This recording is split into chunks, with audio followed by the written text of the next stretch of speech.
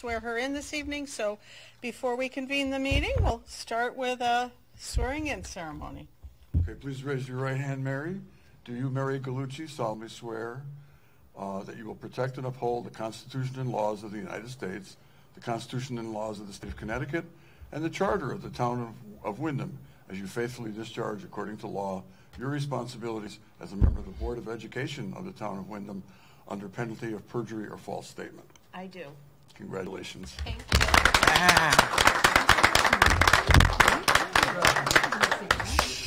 Good night, everybody. Nice Good night, thank you. Nice to see you all.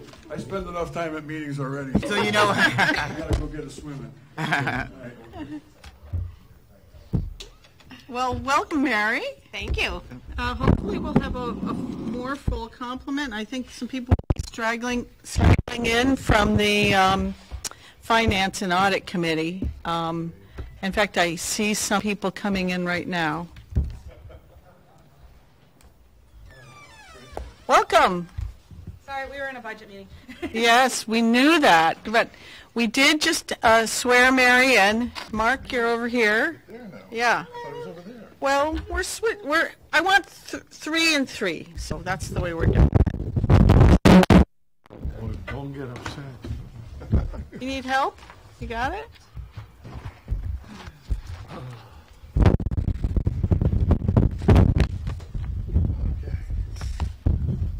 So, welcome everybody. We'll start with I'll call the meeting to order at 7:03, and we'll start with the Pledge of Allegiance.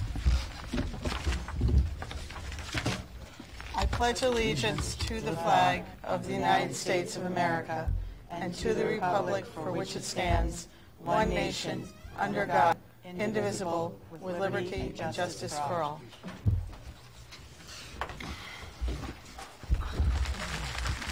This is supposed to be for somebody else. Yes, that's Mr. DeSantis. Okay. Am I in his seat? I didn't even look. Sorry. Doesn't matter. Maybe next time. Welcome, everybody, and we're going to start with approval of the Board of Education meeting minutes, and the first set of minutes we need to approve are the August 8th, 2018. I'll entertain a motion. Motion to accept the minutes. A second? Second. Any discussion? All those in favor? Aye. Any opposed? Any abstentions? 2 abstentions. September 14th, 2018 Board Retreat. I make a motion we accept the minutes for the... Do I get a second? 14th. Second. Any discussion? All those in favor? Any opposed? Abstentions? 1 abstention. Oh, Mark's abstaining also. And the September 15th, 2018 Board Retreat, that's the second day of the retreat. I make a motion we accept the second day of the retreat, September 15th. Made and seconded. Any discussion? All those in favor? Any opposed? Any abstentions? 2. Okay. And then excuse me. Murph? I believe there is a typo in the September 15th minutes. Okay. I believe Mr. Doyle's last name isn't Dolan. Only a teacher would check for spelling. Between you and Mary, So, we're going to be here for hours. A correction in the spelling of Mark Doyle's name. Is that accepted by everybody? Yes. Okay. And then the September 26th workshop meeting minutes. Anybody want to make a motion? Make a motion we accept the September 26th workout meeting minutes. Do I get a second? Seconded by Mark. Any discussion? All those in favor? Any opposed? Any abstentions? Okay. Thank you very much. Now we're on to public comment. Is there anybody signed in? No. I don't think so, but...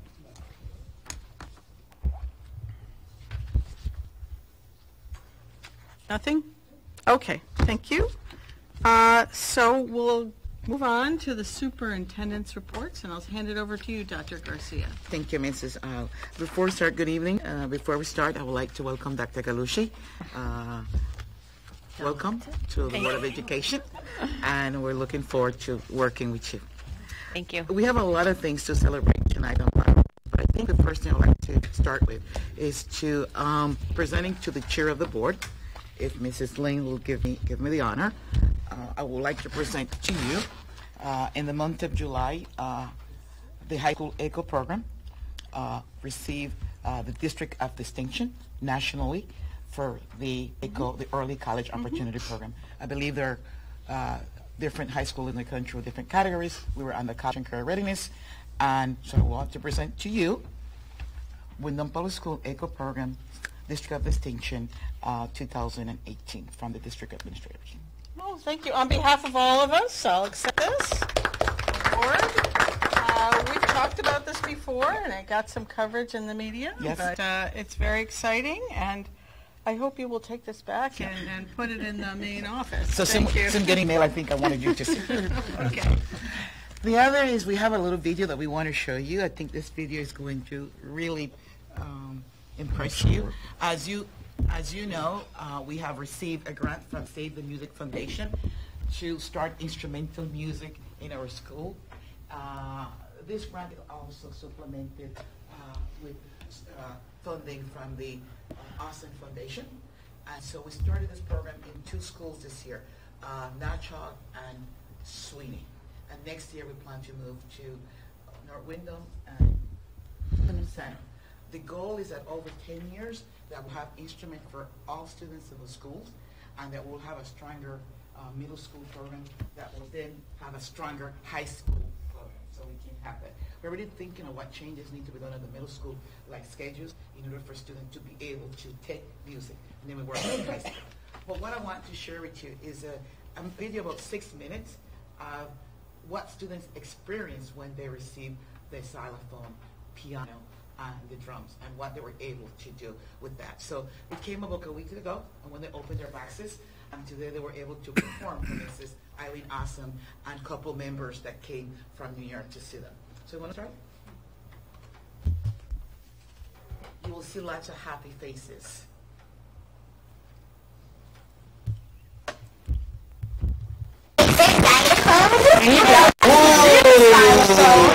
Yeah, put that down. Take out other stuff. The C is on the bottom. Remember? It starts on C.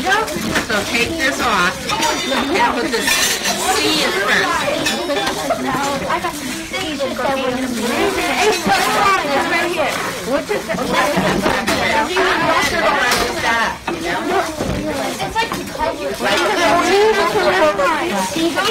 Wait a minute, I need a phone. Don't you like Steel's cold? This is an E, which is right here.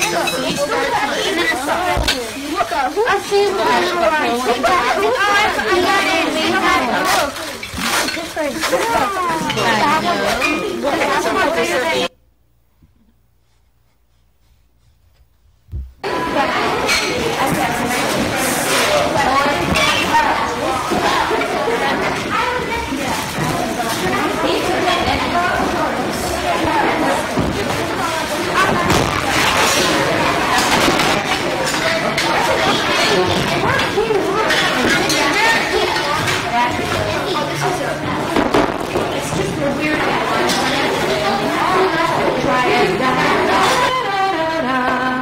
You've heard people sing it before. Da, da, da, da, da, da. Yeah, that's what we're doing. It's kind of, we're going to play 2 notes at the same time. So you're going to find a C and find an E. Shh. And play them together. Is that C and E? Okay? Find another C and E.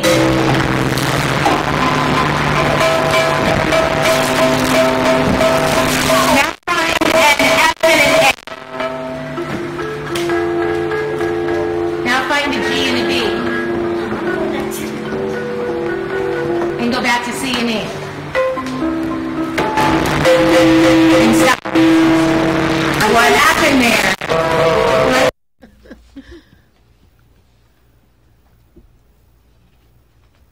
accomplish with this? What do you want at the end of your school year? What would you like to go back with? Maybe like to have like both of the fifth grade classes play songs for like the end of the year, and so we're going to middle school. You want to play. Yes, you want to play some because you went to middle school. What about you? I want to celebrate. I'm gonna go with Crystal. I want to celebrate all of the other fifth graders who are going to middle school too. Celebration. Okay, great. I want to maybe be able to use all the instruments and have all of the fifth grade classes, both of them, I mean. Want to learn how to use them, how to fifth grade. And have them do something at the Hispanic Heritage Gathering. Something at the okay, so you guys want to perform in public at the Hispanic Gathering. I like that idea too, yeah.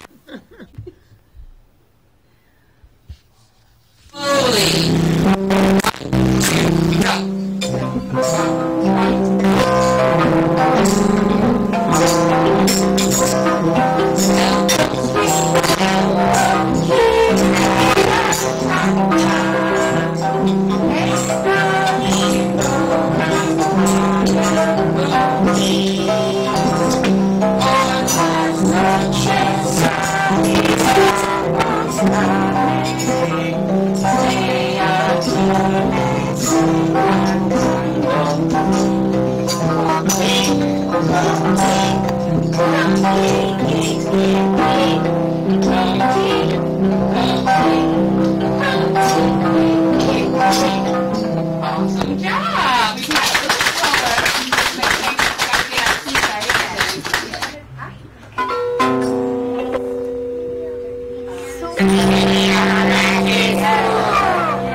That's great. So this is not just you, this is coming natural.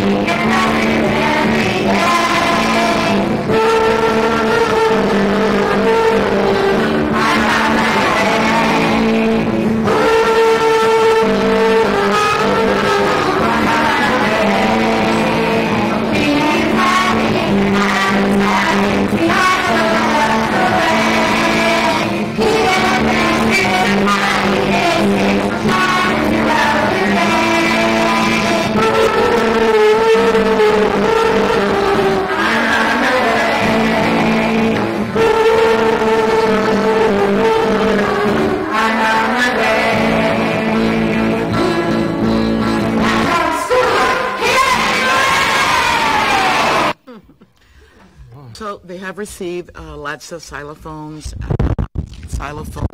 drums, piano. No, we have pianos in the classroom, and that was a brand new guitar. So it will be more than about 300 pieces of instrument in each one of the schools, and this is a long-range plan.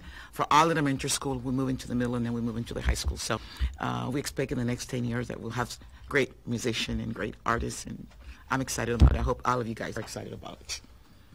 I have to say, when my children played elementary instruments, they started with the violins. That is much easier on the ears than the violins were at first. So. Yeah. Okay. I think in your package you also have a page that came out in the Chronicle about the high school. The Chronicle now once a month is featuring a high school from the different areas surrounding school district, and I think we were the first one to be featured on October 3rd. And I think we are very pleased, the staff, Margaret, and everyone in the high school. And I think the editor of the Chronicle is very pleased with the piece that came from the high school students. This was done by them under the directive, the guidance of Dara Bully, one of the English teacher. And you can see, I think they did a great job for being the first time that they're publishing something of this magnitude in the newspaper. So once a month they will have different school will be portrayed in the newspaper. And this came all from them. This is their creation. This is what they wanted to, so I want to congratulate them. I'm not going to go through all of the different awards and recognition because there's a lot of them there, but I do want to thank all the teachers and Dr. Youngberg and all the teachers that participated in the summer program. We have a very outstanding summer program. We're looking at enhancing it for next year. Maybe including some other things, and we'll be listening. We have a committee that we're forming to listen to parents and teachers, but lots of work and effort took place, and I want to thank Dr. Youngberg and all her staff and the teachers. I think we made improvements this year. We just continue to make an improvement every year. It was much better than the year before, and we just continue to work through that. The bilingual department, Dr. Ratna Mudambi, has submitted a proposal for the first college conference in Connecticut, and we've been accepted, so we'll be participating in that. And there are some events here, some sports events, but I'm not going to read those, so let's leave them. If you have any question about the recognition, that you let me know. Thank you, Dr. Garcia. Does anybody have any questions or comments? Okay, thank you. So we're on to the discussion items for today's agenda, and the first one is on progress monitoring, an enhanced approach. Yes. I must believe, who's going to be presenting on Well, that? we don't talk about it. You have the we have the presentation. Yeah. So this came out of the retreat. A couple of the items that you guys wanted us to focus on the retreat, and one of the items that we want to continue exploring and is looking at what is taking place with our ELA program and why we're getting the scores. So we decided to take a look at how we went to progress monitoring this year and in math and ELA. And we're looking at the standards. Last year we did not focus looking at the standards. We focused looking at numbers that will give us a growth number, student growth by this number. This year we're changing our approach and we're looking at, okay, are kids getting the standards? Are they getting main ideas? So instead of looking at a number that say students increased by 5 or by 10, we're going to be looking at, is students understanding inference? Is students understanding main idea? That conversation is much more richer and most purposeful than looking at a number that said Susan went from 5 to 10 versus Susan now knows main idea versus inference and no vocabulary or the sight words. So that's a big change for us. And I just want you to take a look at that. We want to continue. So, and Excuse me, are we supposed to be? oh, Rhonda, you want to change it? So that's the side that we have those changes there. So you see, we have it's called standard-based mastery, and we have 3 cycles. We're going to have one in November, January, and March, where we'll be able to see how the students are achieving the standards, and teachers can use that data to make adjustment in their classroom. Dr. Garcia, can you explain what that cycle, what would happen in Okay, a cycle? so what we mean in cycle is the period of time. So in November, it's cycle 1, what we call cycle 1, where students will take the mastery assessment, and then teachers will determine, based on the result, if the students are achieving the standard, or they're approaching the standard, or they're below the standards, and then teacher will use that information to make adjustment in their classroom. Then we go back again in January, and we give another mastery. These are not linked towards assessment, by the way. Okay, these are small assessment. The teacher will go back and give another cycle of assessment to see are kids getting that standard or any additional standard that we add to that cycle. And again, take that information and go back and make adjustment in the classroom. Dr. Murphy? Are those standards related to Common Core? Yes, yes. Those are Common Core standards? Common Core standards, yes. Okay. Common Core standards. And we are not developing the question. The question comes from the standard master. We select the standard that we want to address, but we don't select the questions. But we select the standards. So, any other question about that? So, you're talking about questions from what, iReady? The question comes from iReady, right? Yeah, okay. So, I guess one of my problems that I have with the SBAC program that the state has paid for is that hasn't actually been validated. And so the questions from iReady are allegedly related to Common Core standards, but has iReady actually done a validation? iReady has done some validation over the last couple of years, and based on their research, of course, based on their, this instrument is the one that's most closely aligned to the Common Core. Compared to what? To others that are out there, very close aligned. They have most close alignment. They tell you they're the most closely aligned? Well, that's what I said. Does another company come along and say we're more closely Well, aligned? How do we vet this? So here's what I said, based on their study. Right. As I said that, based on their study. However, So how do we vet this? As professionals, we look at different products, we look at different programs, and we have concluded, Dr. Youngberg, the teachers, and the principal, that this tool, or this program or tool, whatever we want to call it, is the one that have the approach and the resources that we think is most closely aligned to our philosophy of teaching and to what we expect students to know and perform. Well, but validation, if it's real, is peer reviewed by somebody other than the folks that. I mean, Correct. I already can do a study, but if it's not peer reviewed, it's not real validation. You're correct. That's a problem that I have with all of these purveyors of. I mean, they're selling stuff, but it's based on claims that are. It's sort of a trust us.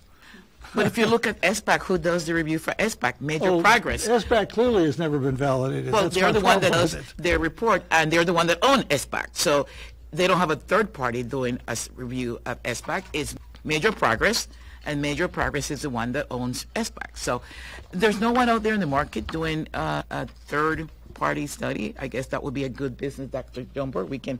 You and I can start, right?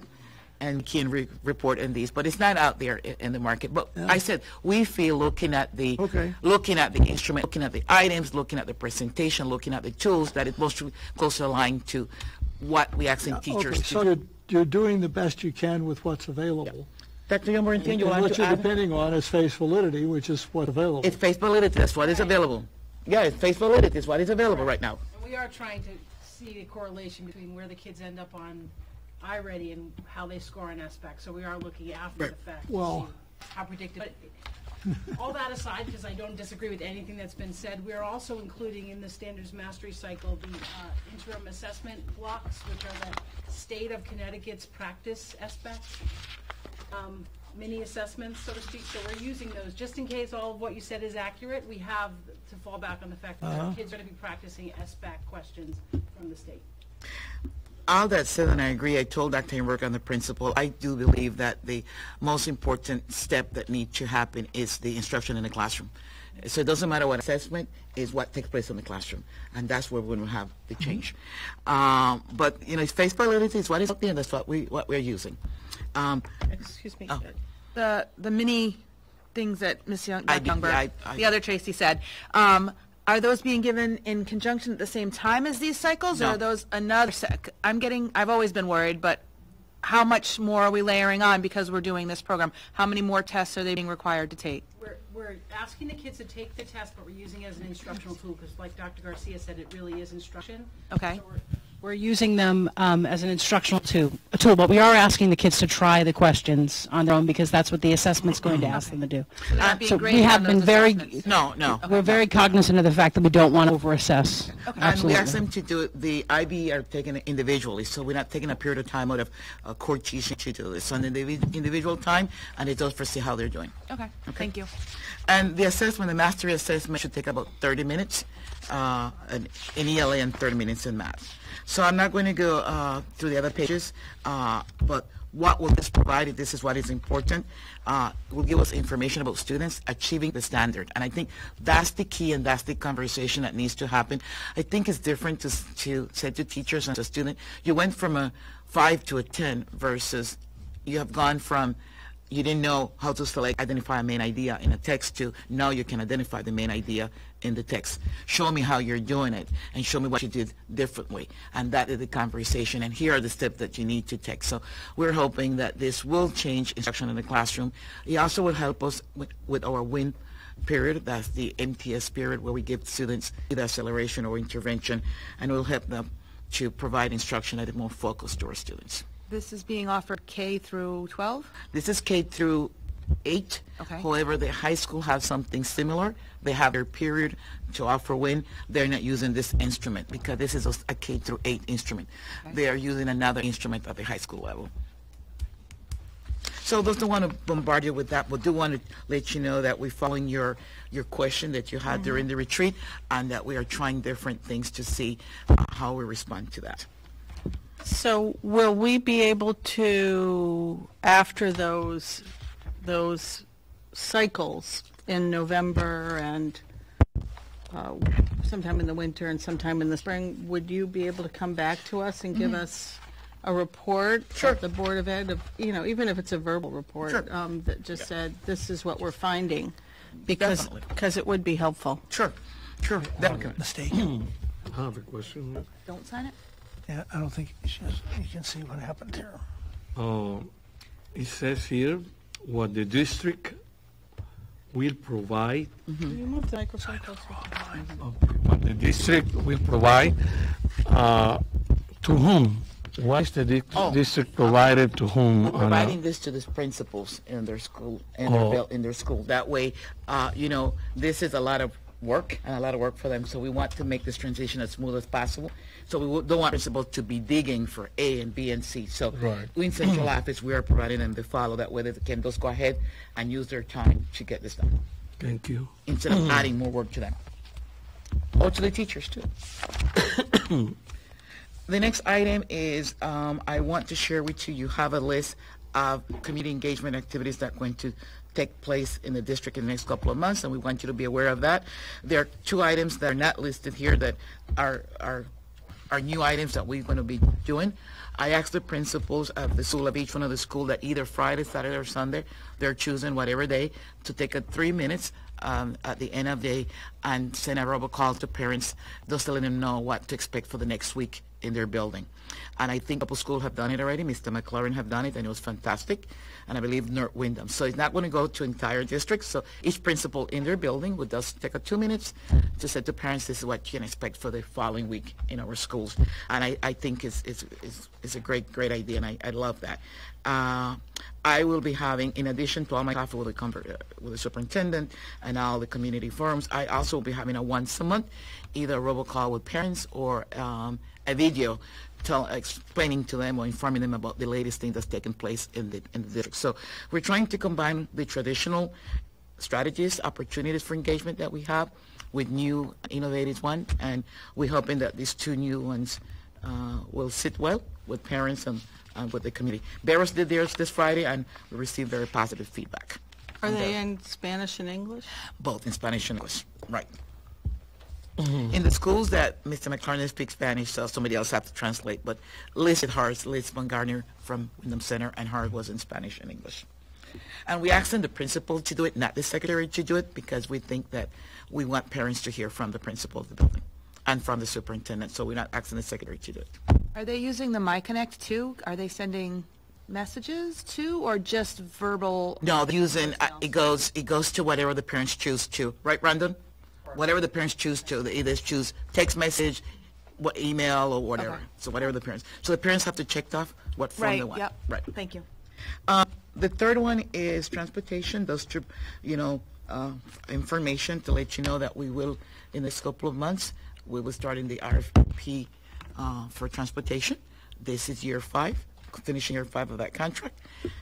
So we're looking forward to, we're working with Chris and Rita to put, and Albie, I know Albie, sorry that I didn't include you, but you will be included to get that RFP out, and we expect that it will take some time. We want to really put something out and take our time to really look at all the different vendors that will come in. And currently, just to give you a little update, we have 31 buses, and that includes 20 in-town buses, 4 non-public buses, 6 tech buses, and 1 the E.O. Smith bus. That's for What's your a information. non-public bus?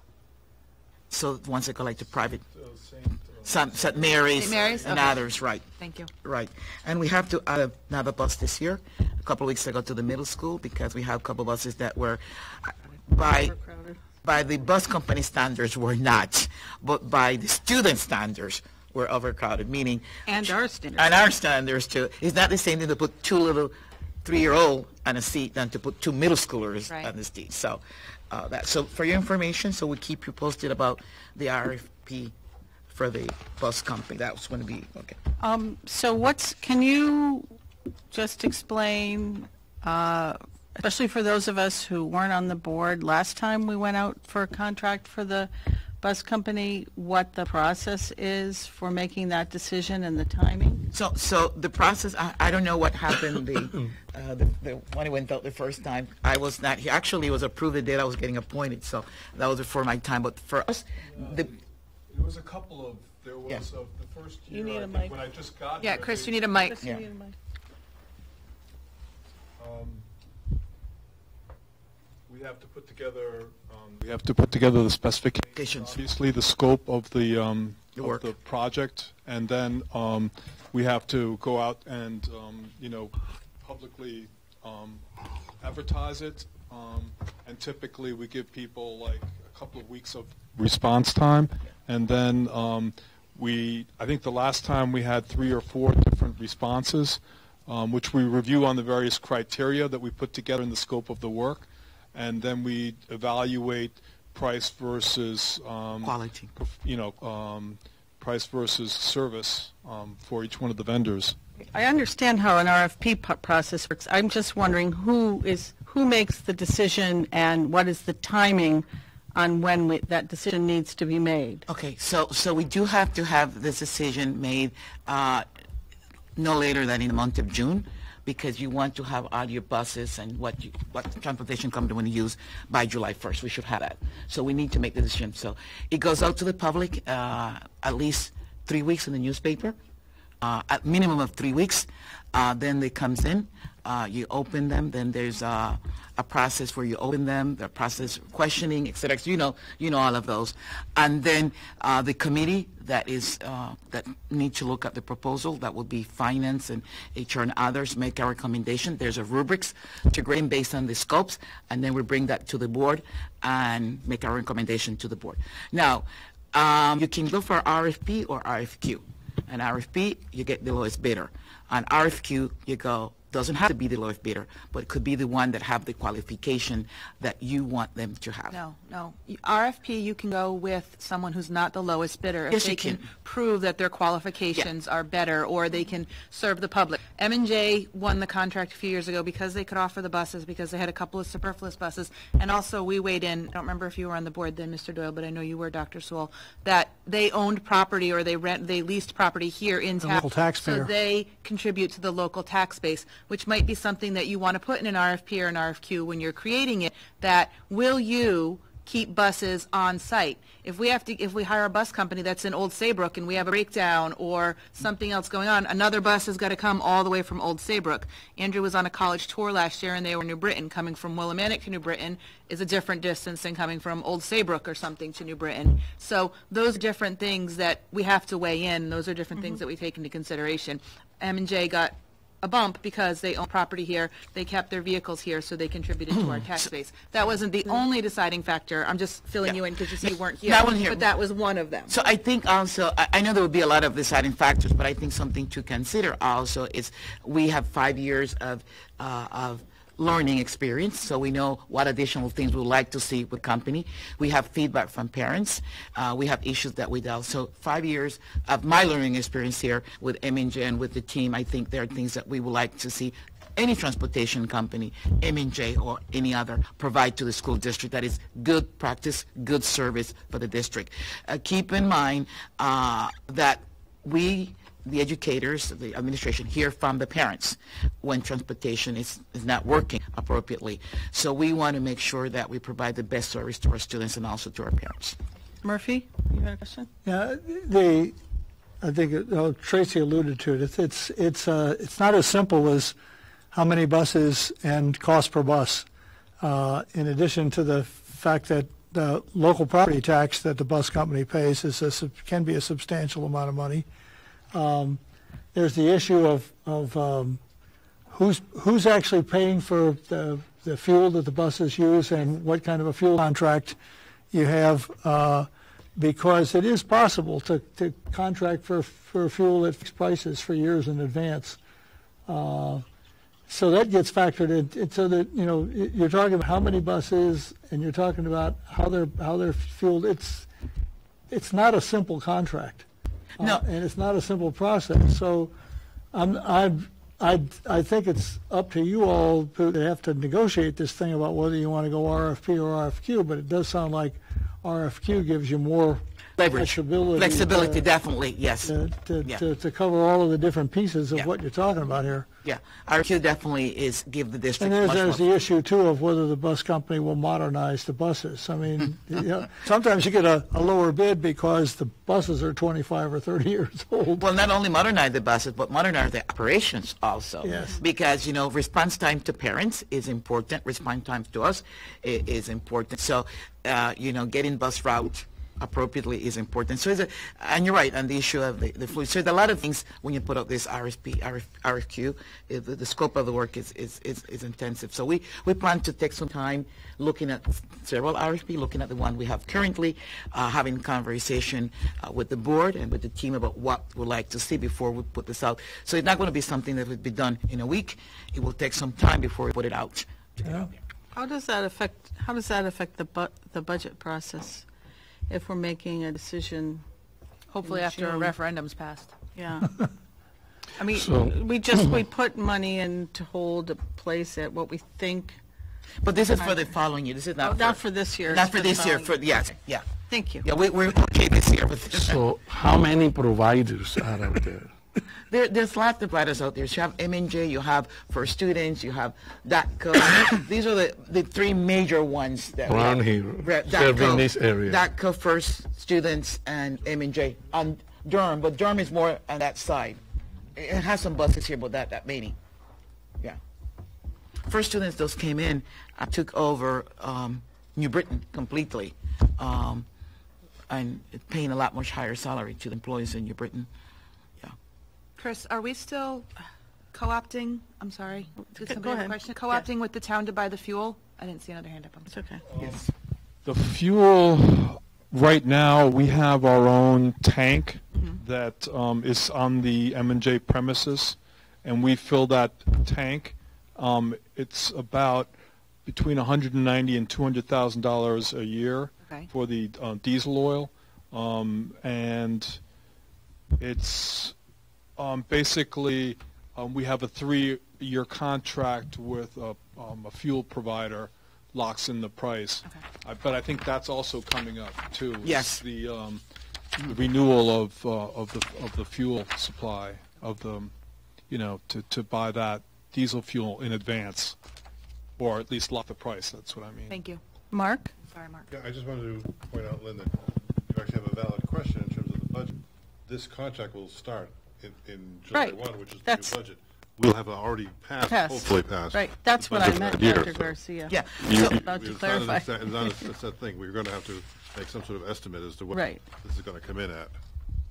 Even though it's for the next school year, We'll have developed that budget before that, yes. we'll be making a decision in this calendar, and this budget year be about next year's budget Right. without knowing the details of the contract. Correct. Well, there are a couple of things. It all depends on when we ask for the RFQ response to come in. So if we said we want a response in January or February, we'll have some information early on.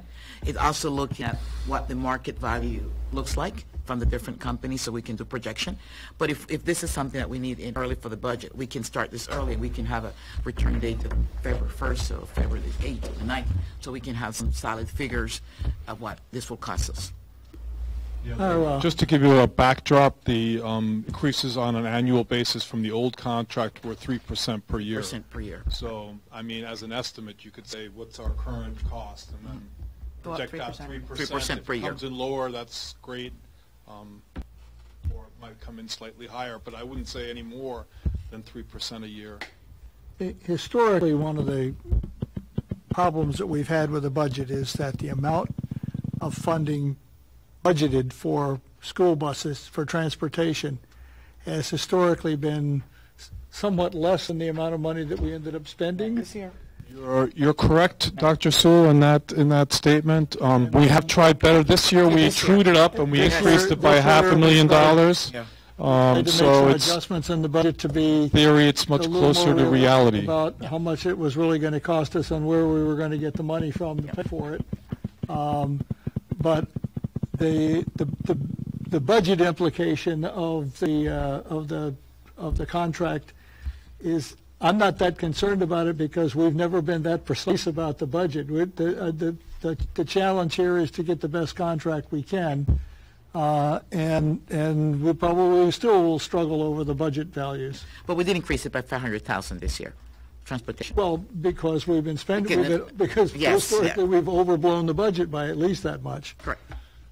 Okay, so we'll keep you posted on that. We'll start working on that, and any question that you have, please let us know, and we'll let you know how we're proceeding with that update.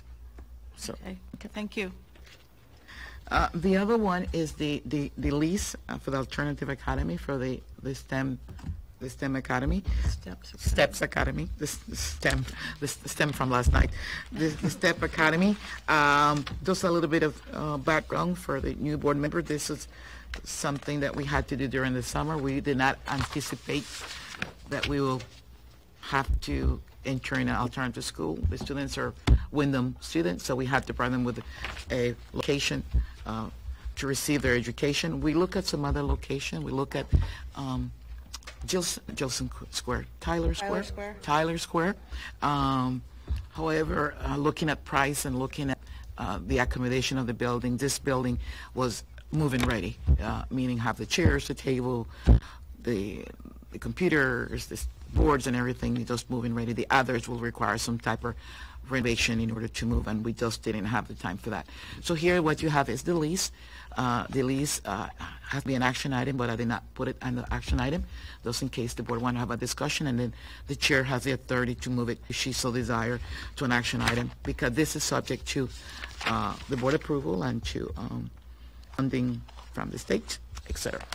So where is the state? The state made us promise for funding, but they, says, I understand that they haven't actually come up with the money yet? No, they came up with the money. It has been approved by the State Board of Education, and right now is in the Finance Advisory, the FS Finance Advisory, Finance Advisory Board. They're supposed to be meeting. They meet once a month in October, so when they meet, they want to approve it. The board already approved it, the State Board of Education, and now it goes to that Connecticut Finance Advisory Board, and they only meet once a month. So I don't know if they have met. I don't think they have met yet. Well, I'm just a little concerned about whether we should commit to a lease before they actually deliver the money. So it's not on your action item for that purpose?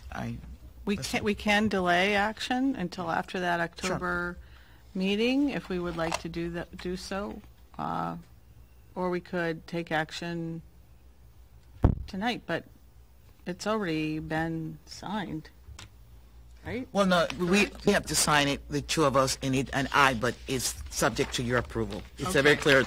It's a very clear. Right. Subject to the Right, board but I approval. noticed that she hadn't signed it in the document that we She have. signed her document. She She has signed. signed her yeah. document. So we're just waiting for approval then, and the state money. Yes, Tracy. Two questions. I did like Clause 7, the license agreement shall be subject to A, satisfaction of all legal obligations, B, the board's receipt of funding from the state, and C, the Windham Board of Education and Board of Directors of OPP. I put that in there. Right, no, and I do appreciate that.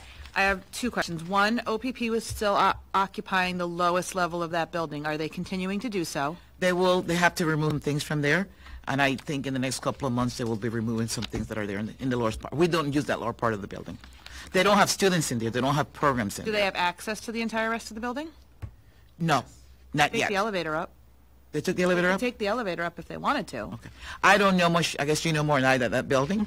So I will have a meeting tomorrow with Annette, and I will ask her that question. Okay. Okay. Tomorrow is my meeting with Annette, Janet? Okay. And two, what happens if the money doesn't come through? We've been occupying this building now for just over almost 2 months now, getting it ready and things like that, and then we've had students in it for just over a month now. What happens if that money doesn't come through? What kind of obligation do we have? Do we just have to pack up and get out, or do we owe them retroactively? So I am not in, I'm really, Mrs. Lambert, we're not there. We're not that. I know that you think things can happen, and right, nothing is set in stone, but at this particular time, I was at the meeting with the state board. I was there when the board approved the money. So I said, give us another couple of weeks, a couple of days, and then I'll get back to you on that one. But I don't support your statement. Like I said, I was at the meeting with the state board and heard them approve it unanimously. Well, they approve the money. But I don't know how the state operate. You guys may know better than I do. In all fairness, it wasn't just Tracy who raised concerns about the state money. It was Murphy also, and I think that, and Mark. Mm-hmm. So I think that I'll test the will of the board. Do people want to take action on this evening, or would you prefer to wait until after a decision is made at the state? Purposely, I didn't put in the action item for that reason, that way you could have a discussion. But I see a couple of people saying after. Mary doesn't seem to have an opinion one way or the other. You don't feel strongly Really? one way or the other? No. I mean, if the state approved it, I don't know if they're late with their checks. Oh, yes. Believe me, the state wants, they want this, they don't want another fiasco in the newspaper. This is going to, believe me. So, I guess I should rephrase that. Is there anybody who feels a burning desire to vote on this evening? So, our next meeting is in 2 weeks, right?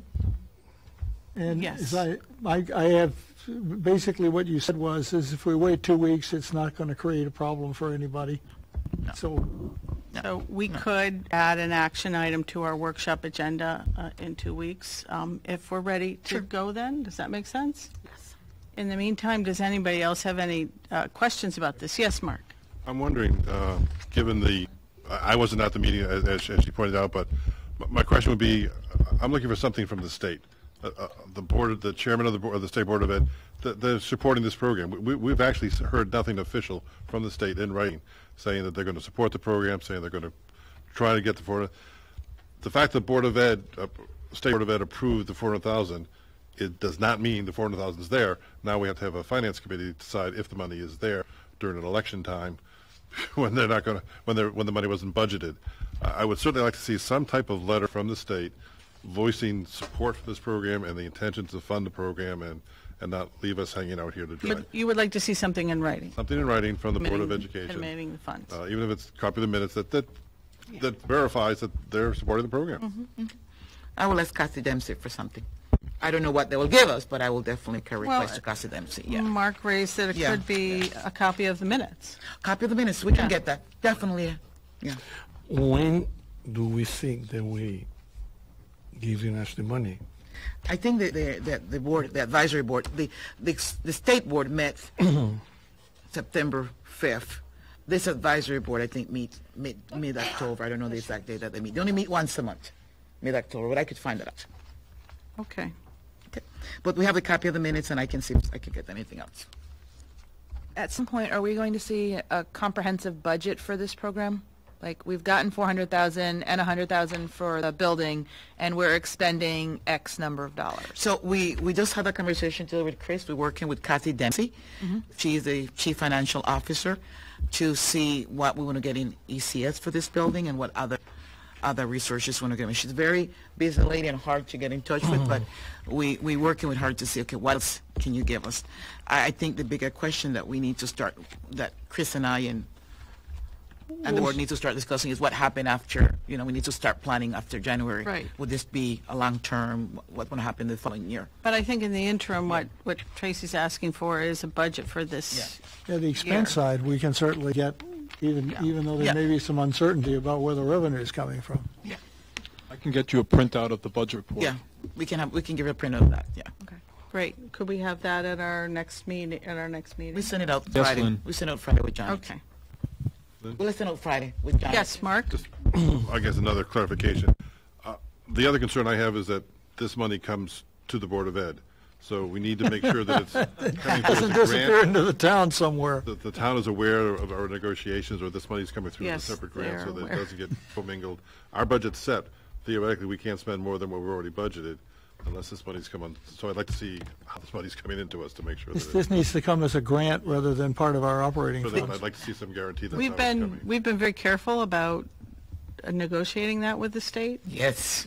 So, Well, I don't know. I haven't seen a negotiation with the state, so I don't know that. That's what I'm right, asking right. for. So, Well, and a portion of this money is supposed to come through ECS, and the No, board not the hasn't- 400,000. No, not the 400, but the $11,000 per student. And if Right. I calculated that at 26 students, which was somewhere in the middle of the different numbers we've heard, that was $285,000 or something like that. We need to make sure if we're taking care of these students who we're only getting $11,000 for, and their needs are possibly higher, that doesn't go to the town coffers, and that comes through to the board. That's something that we need to, especially with this program that's already, in my opinion, underfunded. We need to make sure that money shows up to serve these students. We're very aware of that, and Kristen is very aware. I don't doubt that you are. I'm just Yeah, believe me, we are. Emphasis. We understand very Right. well. Well, I would just say that if there's anything that anybody on this board wants to say to people on the town council and the Board of Finance about making sure we get this money, feel free to do so. If any of you have relationships with anybody there, you're perfectly fine for you to have a conversation with them about making sure that the money gets to where it needs to get so that we can run this program as well as we possibly can with the limited resources we have to do so. And I think we can leave it at that for now. Is there anything else anybody wants to talk about regarding that? Because there are actually a couple of action items later on in the agenda, but... Okay, so we're on to committee reports, and the first report is from Finance and Audit. So Finance and Audit met this evening, and we have a motion under action items on the agenda for transfer funds that we'll take up later in the meeting. The other thing that we asked for and that we'll get copies of to the board, and I guess there are a couple of questions about it, was basically adjustments from where we were in March when we adopted the budget, and of $49,043,364, and what the referendum actually ended up passing, which is $47,976,055, or a difference of $1,667,309. So that's essentially what we've had to reduce from where we were in March. And so some of that has been savings in personnel, either deferred hiring or not paying as much for some people who resigned, being replaced with people who are less expensive. Some savings on technology and electric and utilities, but we'll get copies of that to the board, and then at our next meeting we can have a discussion if you need to about any questions about individual items. I know Ms. Lambert had a couple this evening. It was more of the case of who is that in the personnel side of the thing. Anyway, that's what we discussed this evening, and we'll take up the transfers later. Is there anything else that anybody on that committee wants to add? Any questions? Okay, thank you. Next, we have School Planning and Design Committee.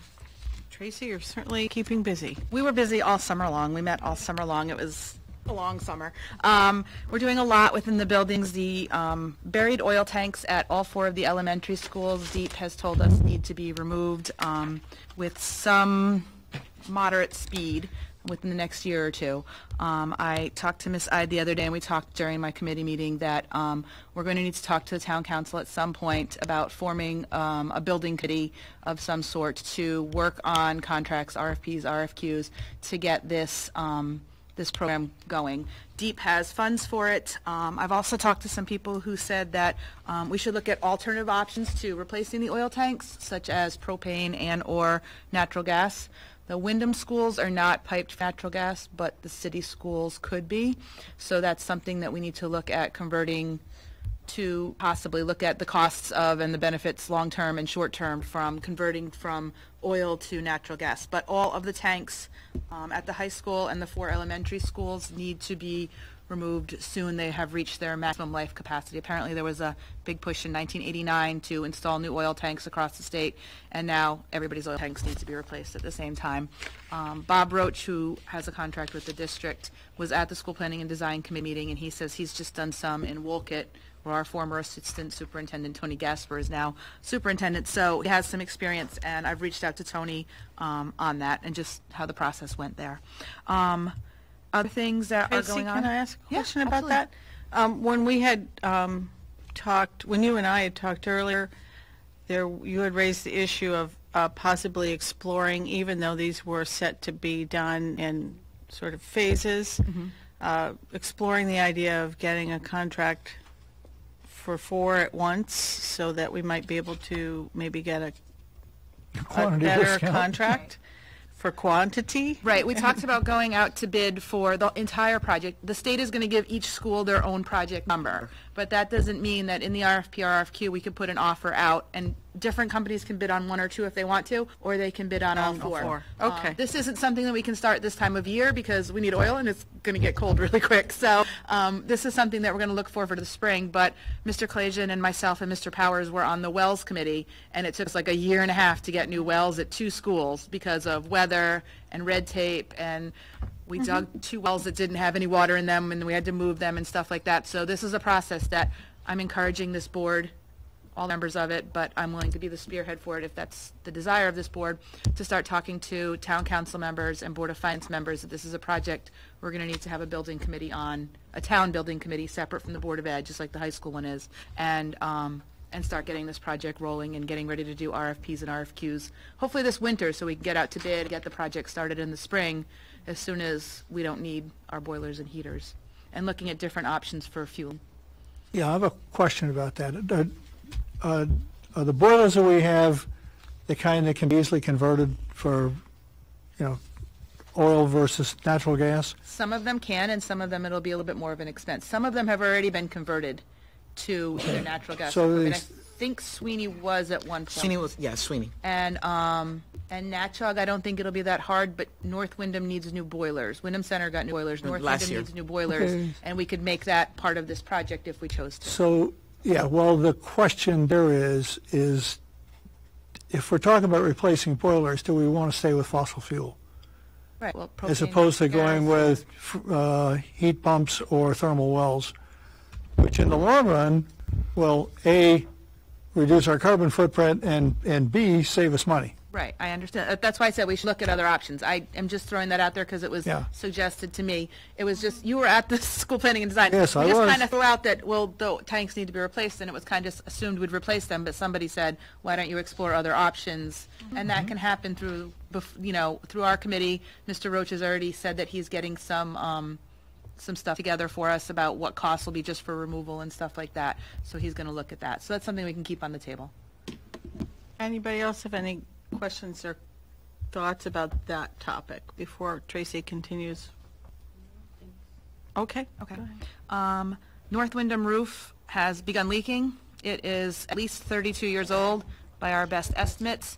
So that's something that we really need to put on our agenda and start working on before we end up with the same situation we had at Natchog School, where ceilings collapse and stuff like that. So that's another thing that we're going to have to go and talk to the Town Council and the Board of Finance about. Bob Roach and I have been working on putting together a schedule of when other roofs may need, so we can kind of inform them the complete picture. It can't just be, we can't be reactive. We're going to do North Wyndham because it's leaking, and then in 6 months, if another roof's leaking, we should have some kind of schedule. Roof lives are generally between 20 and 30 years old, depending on the materials used to construct and or repair them. And obviously, North Wyndham is definitely past its due date. The high school and Natchog have been replaced. Sweeney was not. The middle school was replaced. So there are just a few schools left that are going to need work, but we really should be able to give the Town Council maybe a 5-year plan on doing a couple roofs, or a 10-year plan, depending on where the others are. I don't have the dates off the top of my head for those. I do know that North Wyndham has the $6,000-gallon oil tank, and the other 3 have 5,000-gallon oil tanks. That's what I've learned in the last week.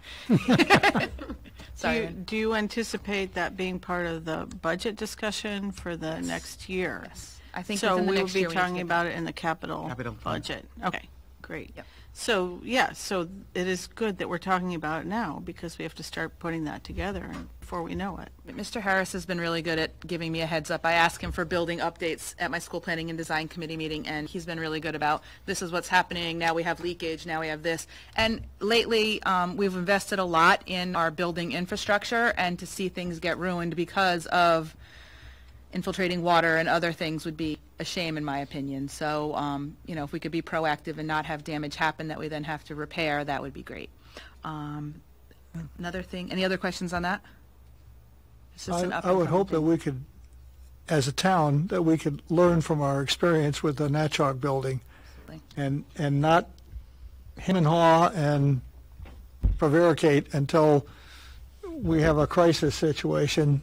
You know, the roof on the North Windham School building is clearly old enough that it's going to need to be replaced. And if we do it now, it's going to be less of a hassle and probably much less expensive than if we try and defer. And both those projects have, the oil tanks have deep money and state money, and the North Windham roof should be at full reimbursement because it's past its usable life. So that'll be a lower impact to the taxpayer. I think 2 of those oil tanks are in our capital improvement for this year. 2 Two were of the them. capital 2 of improvement them for are. this year, right. Right. Right, so we'd look to add and then combine that project if feasible. If the state says, no, you can't for whatever legal reason they have or something, then obviously there'd have to be 4 separate projects. But when we did the 2 wells, they were 2 separate projects, but the same company did both of them for a little bit of a savings there. Okay, the ECC is completed, the bathrooms are all set and fully, the signage is up, and I heard wonderful things about the playground, so that was a good thing. The Windham Middle School roof, which was redone when we put the microgrid on, has had some leaks. Mr. Roach told me last night when we were here for the high school renovation meeting that he went up on it and he saw some drains that were clogged and stuff like that, and he's going to have to look further into to why it's leaking down below. It was leaking down by the art rooms. I can't think of anything else. Can you, Mr. Harris? Okay, for that. And then on the high school renovation committee side, I am now joined by another member of my high school renovation committee. Here, Ms. Galucci sits on the committee with me. We are still waiting on ed spec directions from the Board of Ed, which Dr. Garcia is working on. We had a meeting about that a couple weeks ago. That's kind of holding up the schematics right now, so that's going to have to be finalized as soon as the turnaround plan is finalized. And we are looking to putting out RFPs and RFQs for construction manager and owner's rep. Am I missing anything else? And last night we had a forum here, which is one hopefully of many.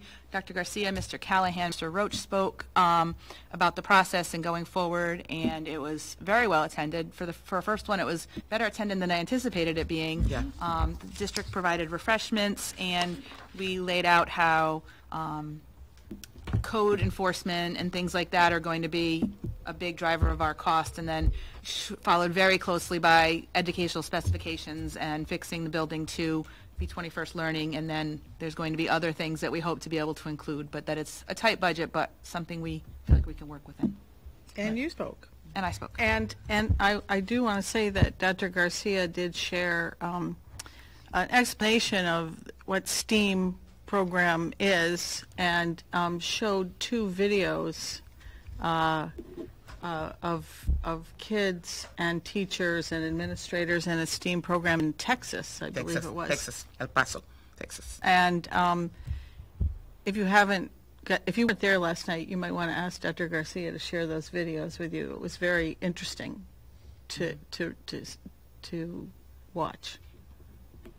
I thought that was a really good program last night. It was lots of very useful information. I've been, along with Tracy, I've been watching this project and embroiled in this for 6 years, and I said there were still things last night that were, basically pieced together, big picture kind of view of the whole project that were, it was worth being there. So I want to thank Ms. Chady, too. She did a wonderful job publicizing it. She was instrumental in putting it together and laying out the programmatics of it and what should be addressed and what should wait till another forum. She collected a few it's a good job. Index cards on questions that people in the audience had, and Dr. Garcia's staff is going to run a thought exchange. Thought exchange. We have a thought exchange exchange program to give the community the opportunity to give us input in what they're looking for in the next few forums. So hopefully in January, maybe, we'll be ready for the next forum. We really have to nail down more information before we can bring something more to the community. It's still really big picture right now. We've done a lot of work, I think, already.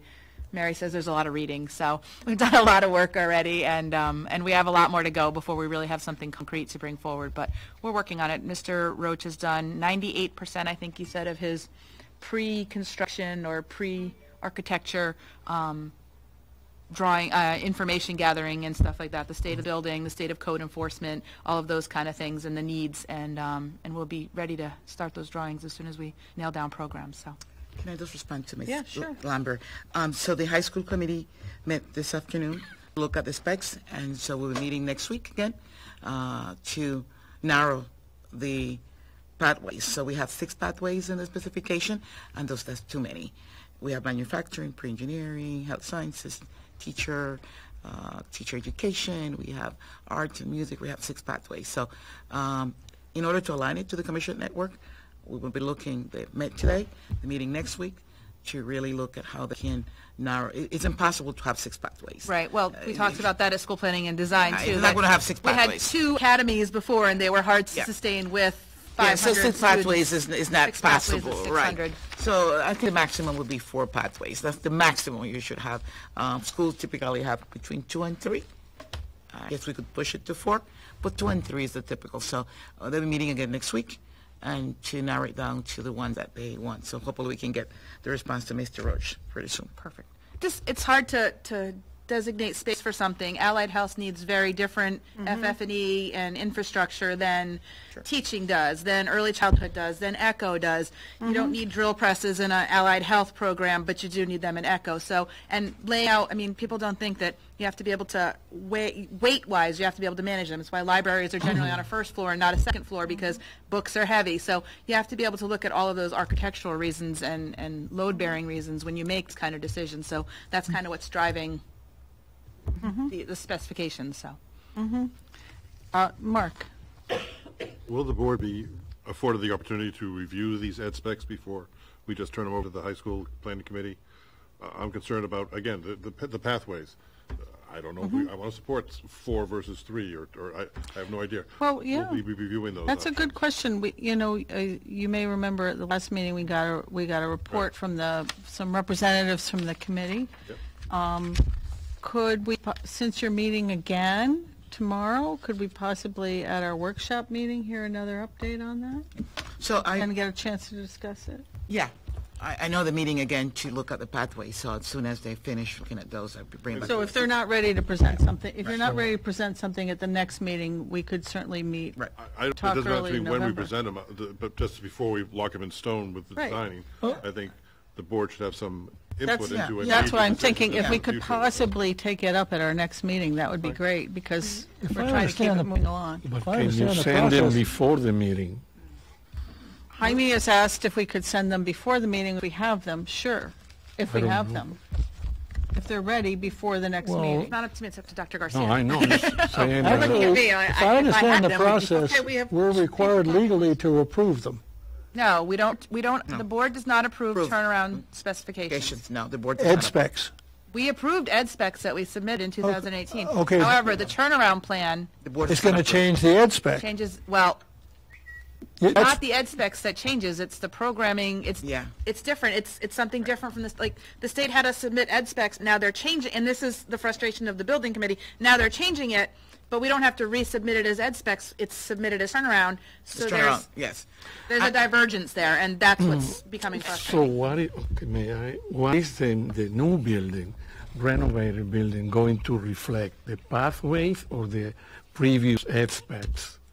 Well, it's going to have to reflect the pathways. Okay, I'm only asking. I'm not saying anything. I'm just kind of clarifying. But however, may I, Madam Chair? Yes, go right ahead. The pathways have not been decided yet. So that's the good news. The pathways have not been decided.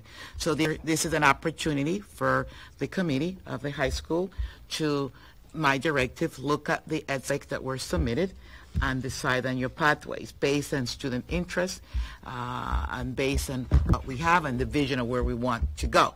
And again, looking at 6 pathways and the specification is not possible. There's no way that we can support 6. So the ed specs that we received maybe last year, they're no longer valid. No, I'm not saying they're not valid. I'm not saying they're not valid. They may have to be adjusted. They may be adjusted. You're not going to have 6 different pathways. Okay.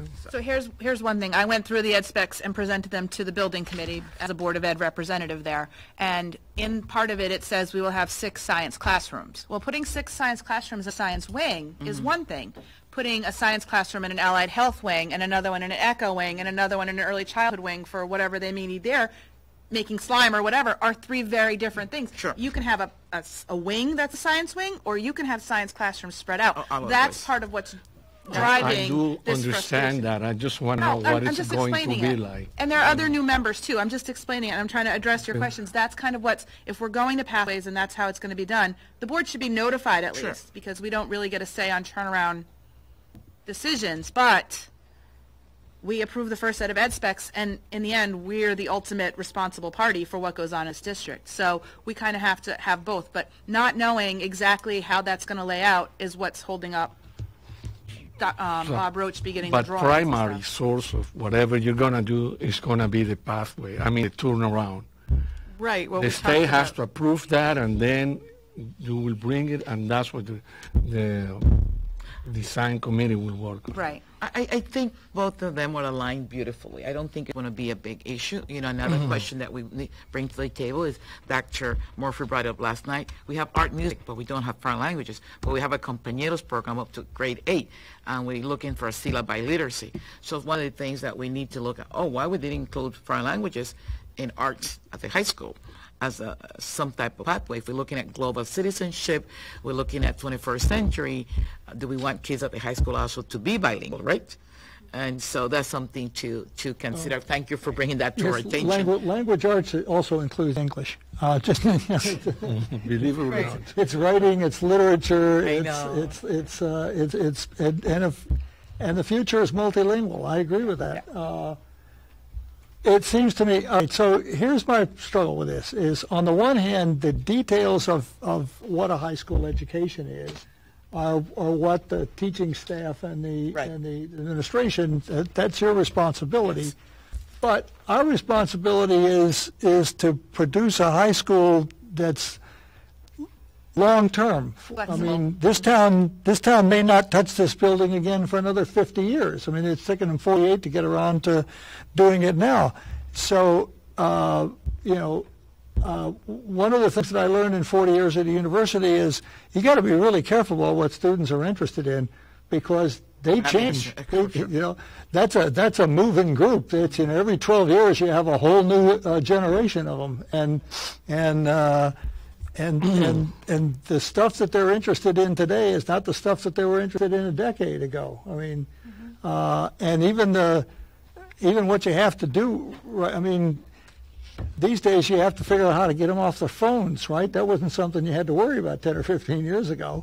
So you need we need a building that's going to be flexible enough that it can adapt to a future. Yeah.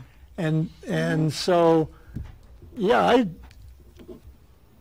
I think that one of the things you got to be careful is that the pathways have got to be things like language arts that are not so narrowly defined that they may be completely out. I'm not even sure that STEM is a long-term thing. It seems kind of faddish in some ways. I mean, engineering's been around a long time, and math is not going anywhere. But you want to make sure that you've got a broad definition that can stand a lot of bending and shaping.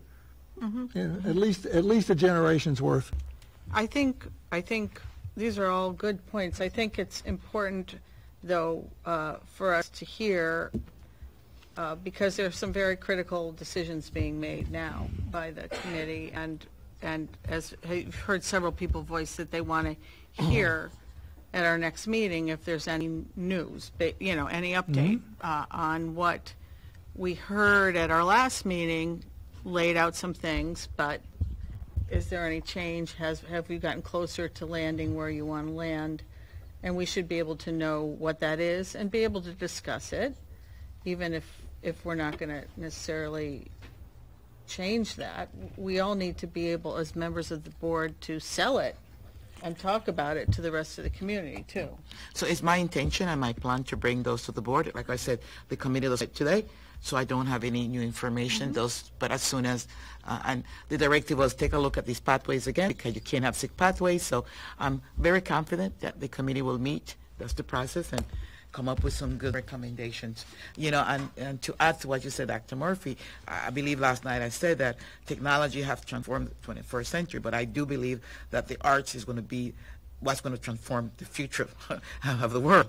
So I think, you know, we need to give room, although we're giving room to STEM, there needs to be room for the arts also at the high school.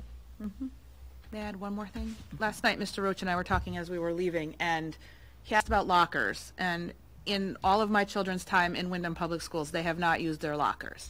And so we had conversations. We had a conversation about what do the kids need in the building. My kids never use their lockers. No, most of the kids, like, that was my concern with textbooks that I brought to you earlier about government and politics, is that last year Andrew took AP US History, and he had a textbook for the classroom and a textbook for at home, and so he didn't have to carry them back and forth. And some classes we have that for, and some we don't, and I understand that. It can't be for every class. But none of my students ever, my children's students, ever used their lockers. One, they were too narrow for all the textbooks and stuff like that. Two, it's just easier. They don't have time to go back and forth. Is that something we can eliminate? So I'm wondering if the district is receptive, and I haven't talked to Mr. Callahan about it. It was just Bob and I spitballing, but if the district is receptive to doing some kind of 3 or 4 question survey to the students, like, do you use your locker? How often during the day? Are the bathrooms convenient? Like, those kind of questions. I haven't brought it to the building committee yet, but those are just things we were talking about. If we don't have to buy 700 lockers, say, we have 1,200, well, whatever we've taken out, but we had 1,200 in the building, and they're everywhere, and they all have locks on them, and I'm not sure that I've ever seen a student go to their locker in the 10 years I've been coming to Windham Public Schools, Windham High School, rather. Their coats.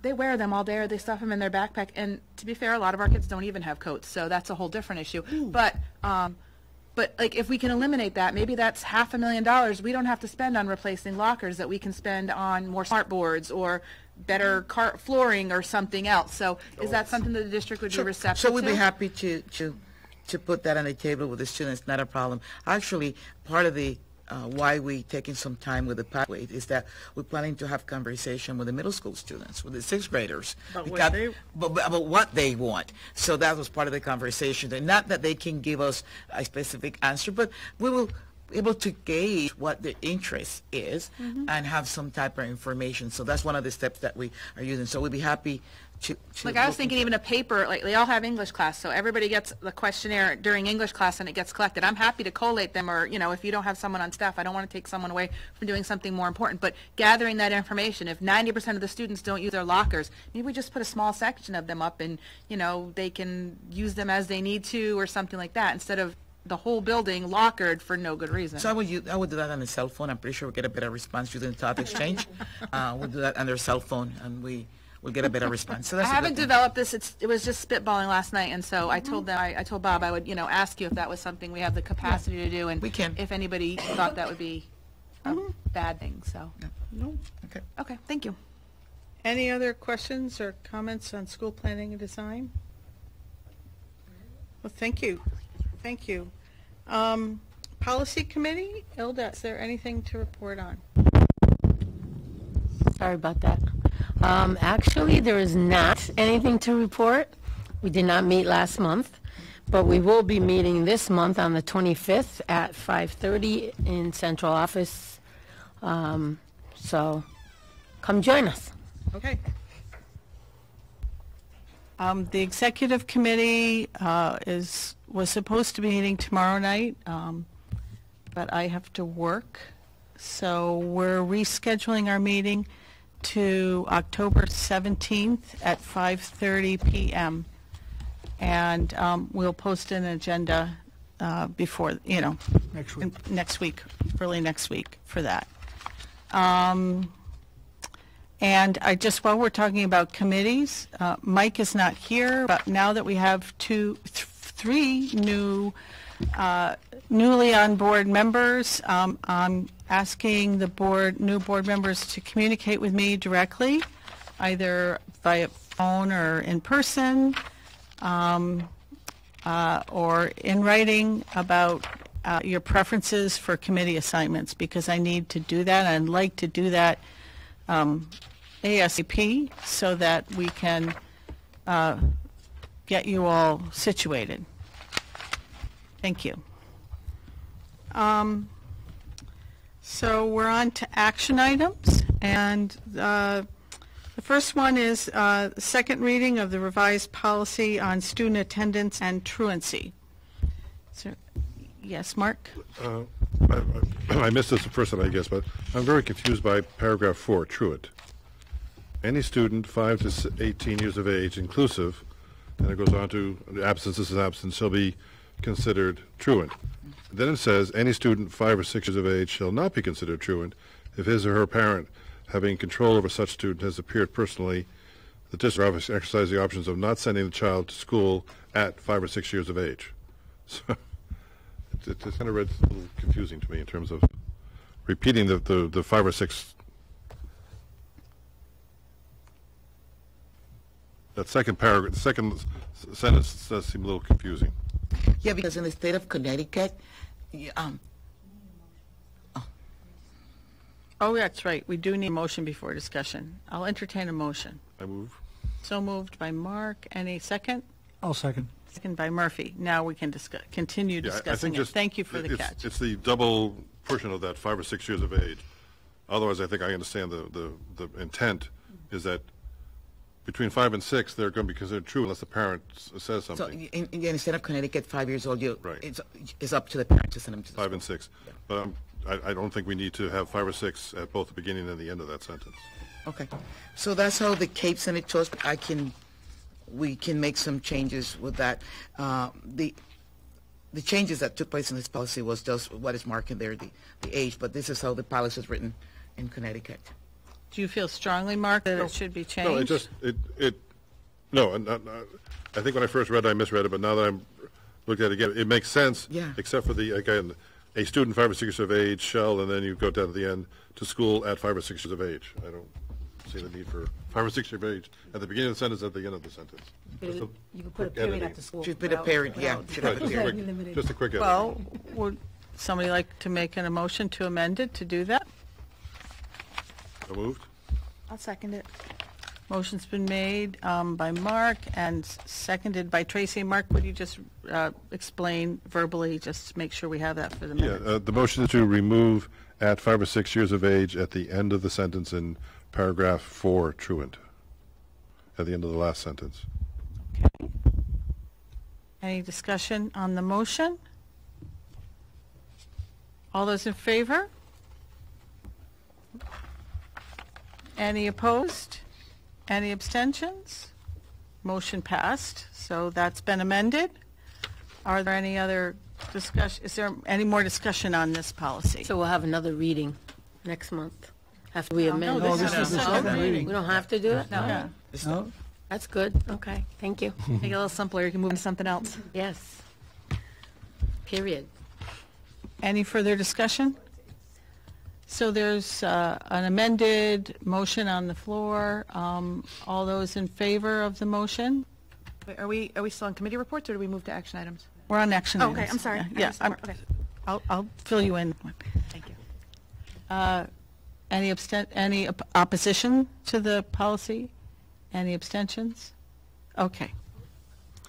So we have a motion for we need to have a motion for recommended approval of budget transfers. The sheet of paper was handed out to us, and I'll entertain a motion, and then we can discuss it. Move that we approve the budget transfers submitted by the finance director. He's handed out copies to everyone. Do I hear a second? Second. Second by Mark. Now we can have discussion. Anything you want to explain to us? Tracy? I'd like to ask Dr. Sewell to amend his motion, taking out number 2 Oh, until we get more. until we get more clarification. Okay. I'd like him to amend his, that's why I didn't second it, because I didn't want Okay, to. so item 2 is In service the funding of K-3 textbooks that occurred over the summer as a result of the previous publisher of one of our textbook series is announcing rather suddenly, I guess, unexpectedly, that they were no longer going to support the book that we'd been buying. So we were required to purchase a different textbook series. And then the question is, where did we find the funds in the budget to pay for that? And so, yeah, I'll agree to take that up because we have asked the finance director. There's one item in there of $156,000 in consumables that are an assortment of supplies of various kinds. But we've asked the finance director to tell us what kinds of supplies those are because they're not. It's not one large stack of something. It's several different kinds of things. So the motion on the floor, as you're proposing, amending it, is to approve the budget transfers except for number 2. So Yeah. item number Excluding- 1 and then 3 through 13. Right. Item number 1 and 3 through 13. Yep.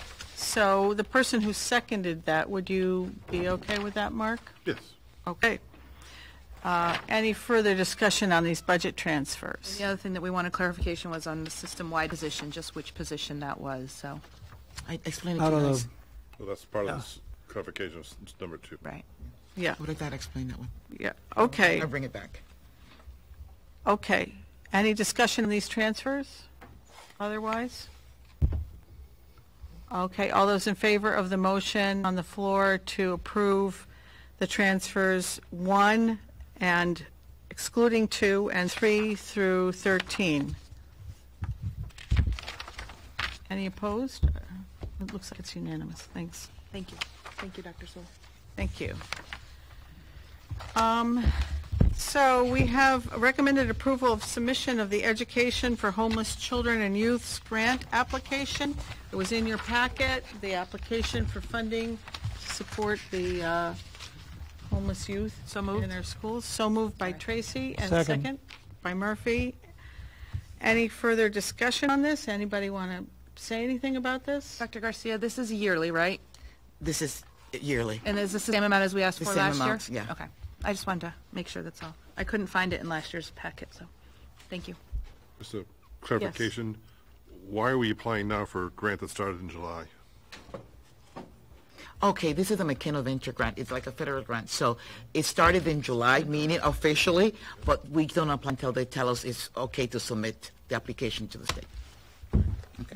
The federal McKinney-Vento Yeah. homeless funds. So when they say the funds are available, but meaning that the grant officially starts July 1st. Any further discussion? All those in favor? Okay, motion's passed.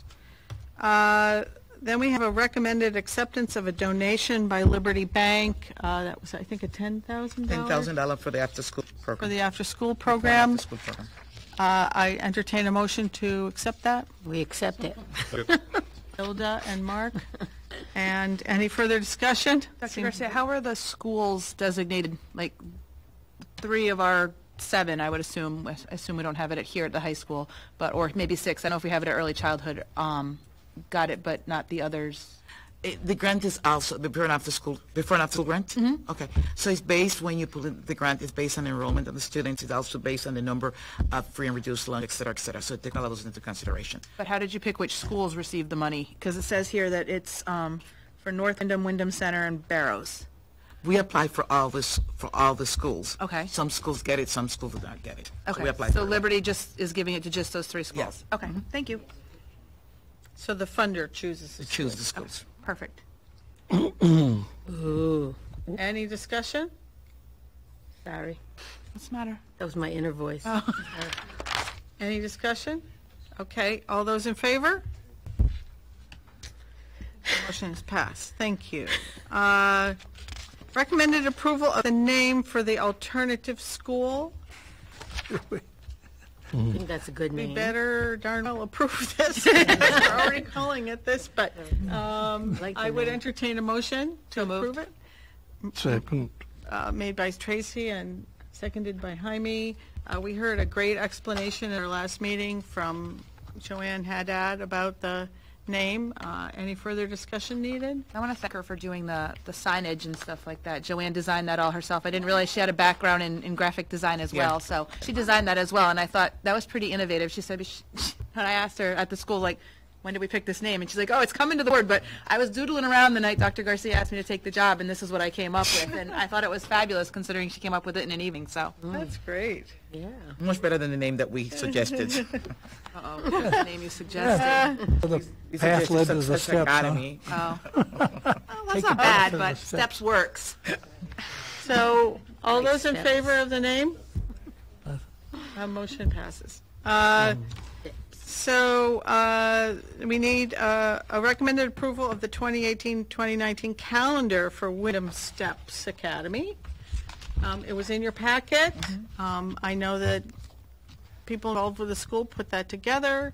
Does anybody want to make a motion? So moved. Tracy, seconded by Mary. Any discussion?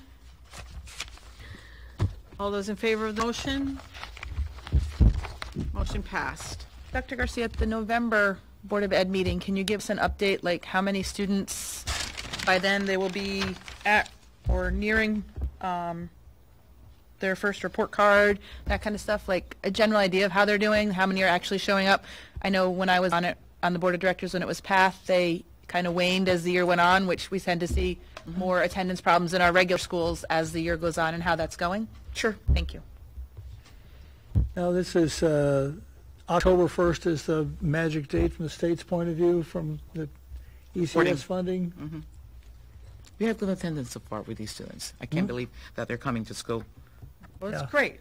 That's good, Great. yeah. Okay. So that's done, right? And we're just asking for a report at the next meeting. So we have in our packet was a description of the high school trip to Salamanca, Spain in the spring. I think it was for 6 students to go. Yeah, and so if I may, before I make a motion, I just want to Sure. acknowledge that Mrs. Martin is here. She is the teacher. This is the trip that she does all the time. This is not her first time, and she's here to answer any question to the board regarding this trip. The Libes. They went last year to the Libes? Yes. Yes. This would be our third. Third Good year. evening. Okay. Would you, because there's some new members, could you just briefly explain the trip to Wait, us? before we can have discussion, we have to have a motion and a second. So I so moved to approve the trip for Spain. Second. There you go. Okay, now we can have discussion. Thank you. Okay, so Colegio de Libes in Salamanca, Spain is an international language school that teaches Spanish to students from all over the world. They have, I think it's about 14 different levels, 10 different classrooms that they have, no more than 10 students in each class. Everything is conducted in Spanish. The students are in school from 9:30 until 1:30. And then they go to their host family's home for lunch and a little bit of free time. And in the evening, there are excursions and cultural activities. The program lasts for a week, and on the weekend, we also have an excursion to usually Avila and Segovia. But so far, we've had, I think, 5 students have attended over the course of 2 years, and we have several interested again this year. So looking forward to it. Does anybody have any questions? Except for, don't we wish we were younger and could go do that? You're more than welcome to go. I went as a teacher. That's how it all started. They invited me as a teacher to go. And so I was there for 2 weeks. And really, the program is wonderful. It really is good for Spanish learning. And Salamanca is just a beautiful, beautiful city. So the students really enjoy it.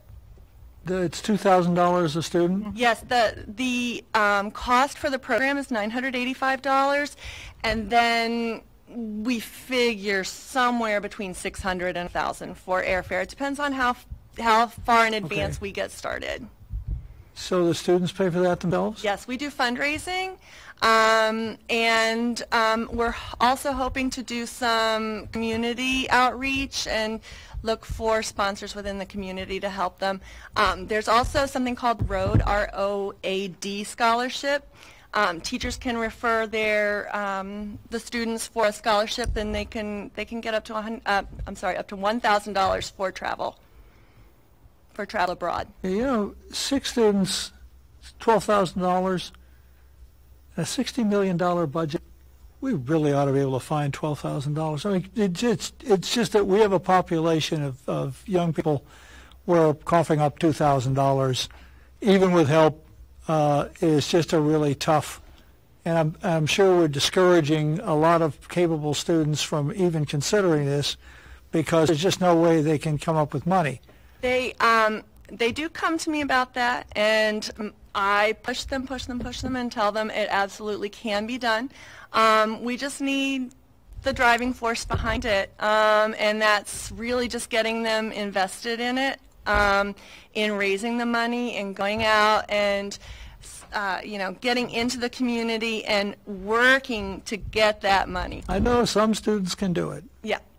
But that to me is a skill that they really need to work on and learn, and that's something I'm willing to do with It's them. a very useful skill, but it shouldn't be a limitation, and that's what it in fact is. I agree, and the other limitation for a lot of our students is that they don't have passports or they can't get access to a passport. Yeah, And which is another expense. Right, and that's something that we can't always control depending on the student and where they're from. Lost 4 students from the Germany trip last year because they couldn't come up with the money. Yeah. Like I said, this town really ought to be able to find a way to fund students for this sort of thing. We're not talking about, compared to the total budget or any total budget of any organization in this town, we're really talking about a small amount of money. I know for an individual, $12,000 is a lot of money, but for an organization, it just really isn't. Something we think we should direct Dr. Garcia to add to our operating budget for next year? I think we ought to try.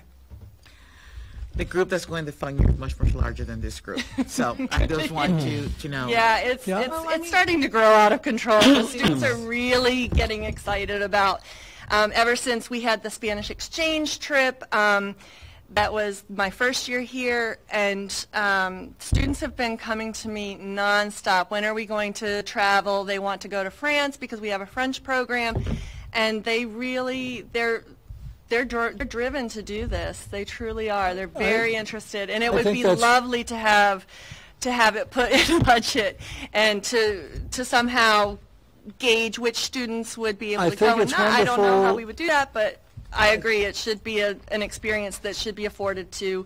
I think when you say it's not so much that it's out of control. It's going to get much larger, and it's going to be much harder to raise that much money in bake sales and car washes, right? I mean, it's just, we really ought to be talking $120,000 in funding, 60 students or 100 students.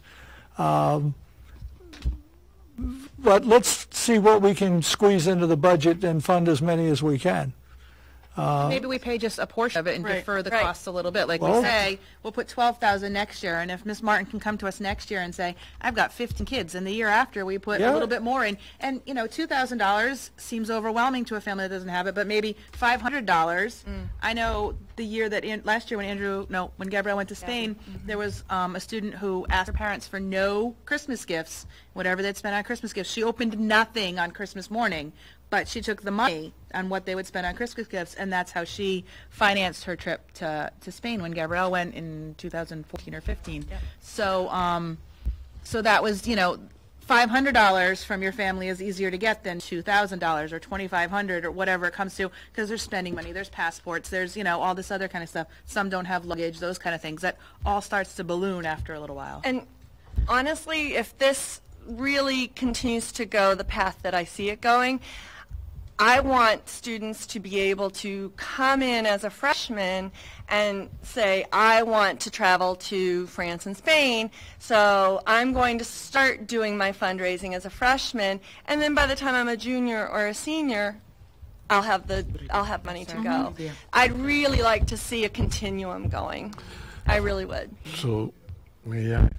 Yes. So do you know who are the 6 students going now? Well, we're waiting. I know some of them that are extremely interested. Yes, I have a few names, and then some of them are just waiting until we get the Do they speak any Spanish at all? I'm trying to think of who. Yes, one of them, Zachary Zaremba Flores. Do they get academic credits for this They, ride? unfortunately, they do not offer academic credits, but they do get a certificate of attendance. But I did work with trying to get that in line last year with the guidance department to see if there was something we could do to get them an academic credit, because the amount of work that they do is over spring break, 5 hours a day. Or 4 hours a day, rather. I mean, it really adds up. I mean, it's almost 20 hours of student work and the cultural experiences and excursions. But we were not able to find a way to get the credit, but what they ended up doing was putting a copy of their certificate in their transcripts. So how do you know that they have learned when they were supposed to learn? Do you test them when they come back? Do you speak to them? Some of them I still have in class. Oh yes, you better believe it. What I'd like to do is, I mean, we do get they have a pre-test, and then they get the certificate at the end. But what I've started doing actually in my classrooms this year are interactive notebooks, and I really want to get students to capture their experience, the culture, the language, everything in an interactive notebook. Mm-hmm. Thank you. You're welcome. That was the problem. I'm sorry. Go ahead. This says that the students also are required to, but what kind of insurance do they have to provide proof of? Actually, the school has the insurance that is included. I don't know if you have a copy of the Yes, that the was in our packet. itinerary. Yeah. There is insurance included, but sometimes there's travel insurance, and that can be extra. That goes with the airfare. Yeah. Oh, okay. So I'd enter, we have a motion on the floor. Are we putting any conditions on approving this, folks, or just voicing our interest in hearing back from the administration and a budget for next year, how we might put money in the budget for this? Is this what we're saying? Yeah. Whatever we For can this find. and other programs, too. Yeah, well, Yeah, similar see, programs, how do you- France, how do you- Spain, Germany, where we're, it's not only a multilingual world, it's a multicultural world, and to the extent that our students can get exposure, it's all good. I think that maybe we should put some kind of caveat, maybe we should develop a policy for something like this, but put some kind of caveat that it's for languages that are offered, because none of our students took German, and they had a fabulous time last year. I cannot say, and the German students were wonderful, and we had them here, but there was a severe language barrier because there was no exposure to German within this school system. I know other school systems offer different languages, but our students, and they come here very multilingual, but it became a little bit cliquish because they'd start talking in German amongst themselves, and then the English-speaking students only would start talking amongst themselves. And Andrew said when he went over there, they couldn't get anything from the classes, and they'd often get excused because it's like our Hispanic students, our Spanish-speaking only students coming here, don't understand English. So it was very off-putting for them. So maybe it needs to be, and Gabrielle was a French student and went to Spain, and Miss Martin gave her a tutorial like the week before and on the plane on the way over and stuff, and Gabrielle came back with Spanish language acquisition that she hadn't had when she left, but she was at a disadvantage. So I don't want to discourage trips to places that we don't necessarily have the language acquisition for, but it certainly is a huge benefit to the experience, being able to understand what's going on in the classroom and in the culture around you. That's a very good point. Yeah. Yes, Mark. I'm not opposed to providing some funding for this, but if I'm listening to Ms. Martin, it appears to me that the fundraising is an integral part of this program. There's a motivation for this. This is not a class trip to visit France and enjoy this is an intensive Spanish, and I think part of the fundraising is part of the motivation. If we offer $12,000 or $20,000, now we're going to get 10 kids who just want to go to Spain, not necessarily 10 kids who want to take part in this intensive program. So I think we need to be careful and maybe listen to the teacher, whether they actually need the funds before we start putting money in, or maybe develop a different policy about how we're going to fund class trips, because then we got to talk about the various science clubs going and the competition clubs. And I would like to pass this without the caveat of looking to add money next year. I think it changes the whole scope of the program, if I'm hearing what Well, I to think say. we're passing the motion to approve this trip. We're having another discussion about exploring the possibility of funding for similar type programs. I think we would need to develop some criteria, though we can't just say, we're giving, we have a pot of money in the school budget of $25,000 a year for school trips, and there's no guidelines around any of that. And then the other matter will be the matter of equity. Right, how you choose. How you gets choose who gets to yeah. go. That's, Matter of that would equity. be my concern. Right, so is it okay if we're just passing this motion, folks, to approve this trip? We've had a discussion about a desire to look at ways to help students, not necessarily pay full freight, but help them with this. But that's a different topic, okay? Okay, so the motion is on the floor to approve this school trip. It's been made and seconded. Any further discussion? All those in favor? Motion passes. Thanks. Thank you very much. Have a Thank wonderful you evening. for your work. Thank you. You too. It's a pleasure. Thank you. We have a very long list of personnel recommendations. We didn't give you guys nothing during the summer. Yeah, so this all is the all, summer. this reflects All all the- the yeah. summer All the summer, yeah. turnover. Yeah. I'll entertain a motion to approve the personnel recommendations. So moved. I second it. By Tracy and Ilda. Any further discussion? Sad. Yeah, some of our losses are huge. Always are. You get people that have worked for 20 or 25 years for the school or more for the school district, who've made a contribution that people remember, their children remember.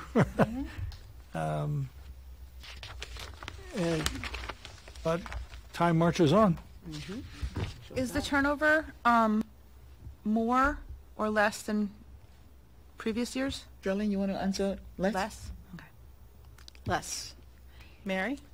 Did you It want to say doesn't seem like a lot less, but I noticed some long-term subs. Well, one in particular who I thought was a teacher, so I'm just curious, are those maternity leaves, or it says a long-term sub and they're in a class?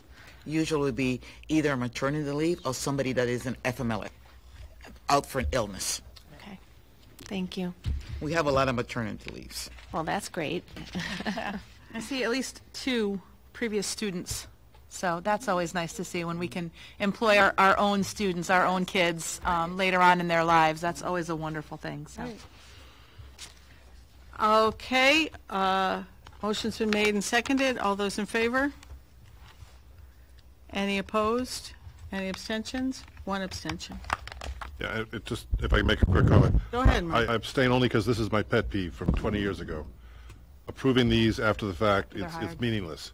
And it's a pet peeve of mine that I'm not faulting anybody, but I have to abstain because this is a done deal. Whether I approve it or not, these people are on the staff and are working. So it's a meaningless piece of paper really for me at this point. That's why I'm abstaining.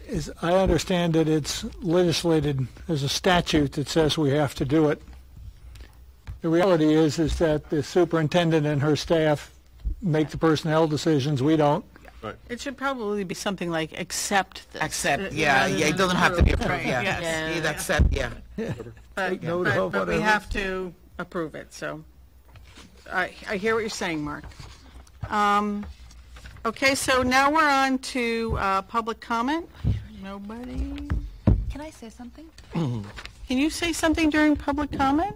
Well, just as a board member, can I just throw something out there really quick? Sure. I am the treasurer for Project Graduation, which is a group of parents who get together and provide an evening experience after graduation. It's separate from the district because legally they're no longer Windham Public School students. We fundraise it for ourselves, we pay for it ourselves, and we take the students to an off-site location. Previously it's been Nomads, for a while it was Eastern, and then they were under construction. A few very desperate years, we had it here, which is no fun for the kids because they've been here for 4 years. Last year, it was at a place called Sunny's Place in Summers, which has go-karts and bowling and laser tag and all this wonderful stuff and outdoor fire pits, and they provide food. It costs about $9,000 a year to fund this. We are currently at $3,000, which is exactly what we like to leave for the next year coming in. So we need about $12,000 by the end. And this year, our funding was cut by a generous previous funding source. WRCC has been giving us about $2,400 a year, and they are unable to do so this year, and they've already let us know that. So not only do we have to raise the $9,000, we're getting $2,400 less than our previous funding sources. So 3 times a year, we do a 2020 raffle for 20 days during the month of November. And this is for anybody out there in public who wants to email me or text me or Facebook me or something. We have to sell 100 tickets at $20 each. Different days of the month of November, we go by the daily draw on the Connecticut Lottery. The last 2 numbers, if your number gets drawn, then you win between $40 and $60 for that day. Tara Risley is the chair of our committee, and she generally keeps track of who won and stuff like that. I have 19 tickets left that I have to get rid of, and I usually buy whatever's left over, but I don't want to have to buy 20 of them, guys. So if anybody's interested in buying a 2020 raffle, I have some numbers here, and I can certainly get more numbers. If anybody at home is interested in supporting us, last year we took 91 students. We bussed them out, and that's a $900 expense right there is the round-trip bus. We bussed them out, took care of them for the evening, a dozen chaperones, and then we bus them all back fed and exhausted, so that way they don't drink or do drugs or get into trouble, because the worst thing for me as a parent would be to find out that you got a kid to graduation and then something horrible happened that night. So if anybody wants to support us now or in the next 2, we'll do. We usually also do a breakfast, and we're looking to do another comedy night too. But it's a good amount of money, and right now there are 4 parents, I think, that are doing the work, Ms. Galucci being one of them, because she has a senior and I have a junior. So if you're interested in buying a lottery ticket, then I would appreciate you just giving me a call or sending me a message, or if anybody here can. Okay. Thank you. Thank you. So there is nobody else who wants to speak under public comment. We did have a proposed executive session on the agenda for this evening. Although we are unable to proceed with that because we're just technically not ready to do so. So we will return to this topic in a future meeting, hopefully as soon as possible. So I'll entertain a motion to adjourn. I second that. I move, we move. Elba seconded it first. Meeting adjourned at 8:52.